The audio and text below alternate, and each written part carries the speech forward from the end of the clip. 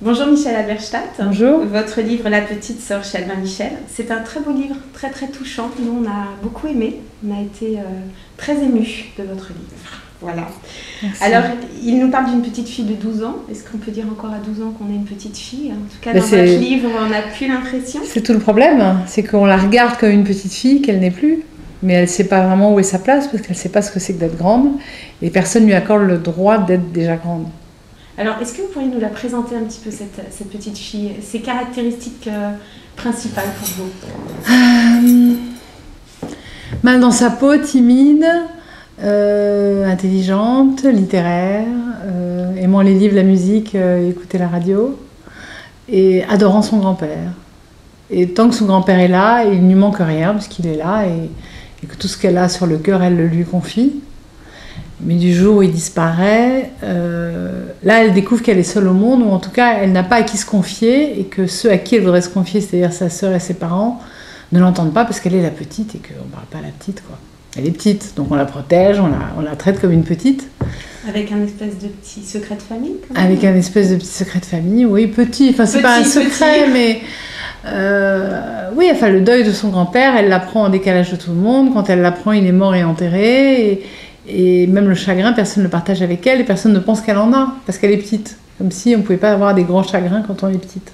Comment vous est venue cette idée? Parce qu'en général, quand on parle d'enfants de 12 ans, on les fait vivre, on les fait bouffer la vie à pleines dents, on leur fait découvrir la vie, des tas de choses, mais on n'a pas envie de les projeter dans la mort. Enfin, dans un désir, en tout cas, de mourir, de partir. Oui, mais quand vous êtes un peu plus mûr que votre âge et que vous vous sentez terriblement seul et que vous n'avez pas à qui parler, au bout d'un moment, vous allez dans une impasse. Je pense que la préadolescence, c'est très douloureux. Moi, j'ai vu ça chez ma fille. Oui, c'est dur. L'enfance, c'est une chose. L'adolescence en est une autre. Mais passer de l'un à l'autre, je crois que c'est une rivière qui n'est pas simple à franchir. Et tous les enfants n'ont pas la bouée et les palmes pour traverser. Votre livre se passe dans les années 60. Vous avez l'impression qu'encore maintenant, il y a ce passage difficile, comme disait Dolto. J'ai l'impression que c'est de pire en pire. Le complexe du homard. Oui, je crois que c'est de pire en pire. Et bizarrement, comme il y a Facebook, voilà, vous n'êtes pas seul, parce que vous savez, moi je suis avant tout distributrice et productrice de films. On avait sorti un film qui s'appelait Denise au téléphone et qui montrait comment petit à petit on communiquait tous de chez soi, par téléphone, par internet. Bon, c'était un film qui annonçait un peu les portables, internet, etc. Je pense que c'est pire aujourd'hui, parce que vous avez l'illusion de ne pas être seul, et qui en fait vous ramène à une solitude encore plus profonde. Au moins elle écrit. Elle écrit son journal, elle s'écrit à elle-même, puisqu'elle n'a pas à qui parler, mais d'une certaine manière, ça sort. Même si ça ne l'empêche pas d'essayer de mourir, ça sort quand même. Les mots qui l'étouffent, elle les écrit à défaut de les dire. Mais si vous passez votre temps sur Internet à poster vos photos et à compter vos amis, c'est encore pire parce que ça ne sort jamais du coup. Alors qu'elle a une vraie amie sur le papier. Absolument. Voilà.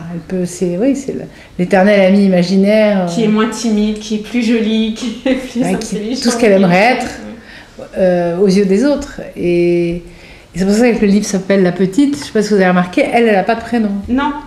Mais parce que elle dépend tellement des autres, parce que je pense aussi que dans la préadolescence, comme dans l'adolescence, vous dépendez des autres, de ce que les autres pensent de vous, de ce que les autres disent de vous, de la manière dont les autres vous regardent, vous jugent, etc.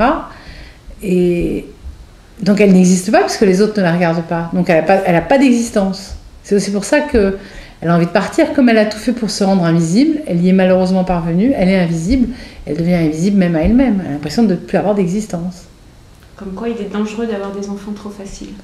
Oui, trop sages, trop facile, trop sage, on l'entend pas bon signe, vaut mieux les entendre. Alors, dans votre précédent livre, Un écart de conduite, on avait déjà l'impression que c'était pas un vrai livre, c'était comme un film. On avait l'impression que on avait les images qui venaient dans les yeux. Dans ce livre, La Petite, c'est exactement pareil. Ah bon ? On pourrait être dans un film. Je me rends pas compte. Ah oui ? Alors justement, je voulais vous dire, mais à quoi c'est dû ? Je pense que c'est dû à mon métier.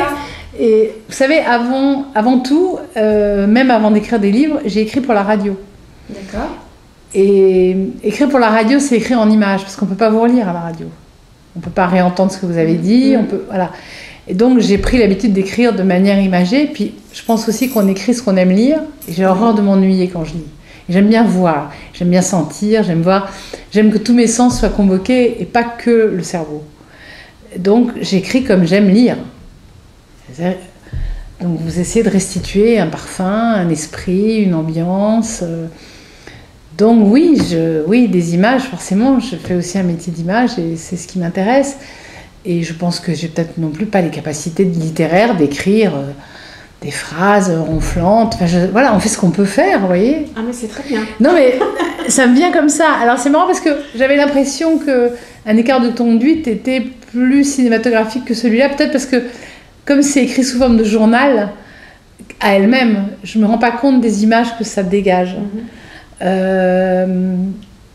en même temps, on est dans sa tête. Et donc, elle se repasse le fil de ses journées quand elle écrit, je pense. Et donc, je m'imagine que je réfléchis en images. Ça doit être ça. Alors, à quand un livre en images? À quand un film? Écoutez, je reconnais que je me pose la question. Voilà. J'avoue qu'un écart de conduite, je le verrais bien au cinéma. Et tout le monde me dit, mais t'as qu'à le faire toi. Et à force de dire non, je finirais bien peut-être par me laisser aller. J'en sais rien. Vraiment. À la fois, vous avez envie que quelqu'un vienne vous le prendre. Là, je rêve du prince charmant qui arrive et qui prenne mon livre et qui me dise voilà, je vais la filmer, cette jeune fille. Pourquoi pas, j'en sais rien. Il y a encore 1 an ou 2, je vous aurais dit jamais. Maintenant, j'en sais rien. Ça me démange pas, ça me manque pas. Peut-être que quand j'aurai plus rien à écrire, je me mettrai à filmer ce que j'ai écrit, je sais pas. Bon, on en reparlera. Voilà. À l'occasion de la sortie de mon prochain livre. Exactement. Si vous aviez un petit message pour nos internautes, quel serait-il? De jamais oublier l'enfant qu'on a été, rester fidèle à ce qu'on a été. Voilà. Jamais oublier, pas seulement d'où on vient socialement, mais surtout qui on a été. Parce que je pense que ça décide tout ce qu'on est, et qu'on est à 50 ans comme on était à 12, avec les mêmes blessures qu'on a guéries, mais on sait comment on a guéri, mais il ne faut pas oublier lesquelles elles étaient. Le premier livre que j'ai écrit, c'était une histoire d'amour et que j'ai écrite pour ma fille. Et elle m'a dit, mais pourquoi tu as écrit ça pour moi? Et je lui ai dit, parce que le jour où tu as ton premier chagrin d'amour, je ne veux pas te dire que c'est pas grave, parce que c'était grave. Et je ne veux pas oublier à quel point c'était grave. Voilà. Voilà. Je crois qu'il ne faut jamais se dire, bon, ça c'est derrière moi. Bien sûr, c'est derrière soi parce qu'on évolue, parce qu'on grandit, parce qu'on apprend à s'armer, à mûrir et à faire face aux choses. Mais je crois qu'il ne faut jamais étouffer les blessures qu'on a connues, les souffrances sur lesquelles on s'est construite, parce que c'est de là qu'on s'est construit. Et je déteste les gens qui nient ce qu'ils ont été. Voilà. Donc je crois qu'il ne faut jamais nier d'où on vient. Et si vous avez été timide ou inquiet ou sensible, voilà, je pense que oui, il ne faut pas oublier sur quoi on s'est construit, le terrain sur lequel on s'est construit. Merci à vous. À très bientôt. Merci. Confidentiel.com, le site réservé aux femmes.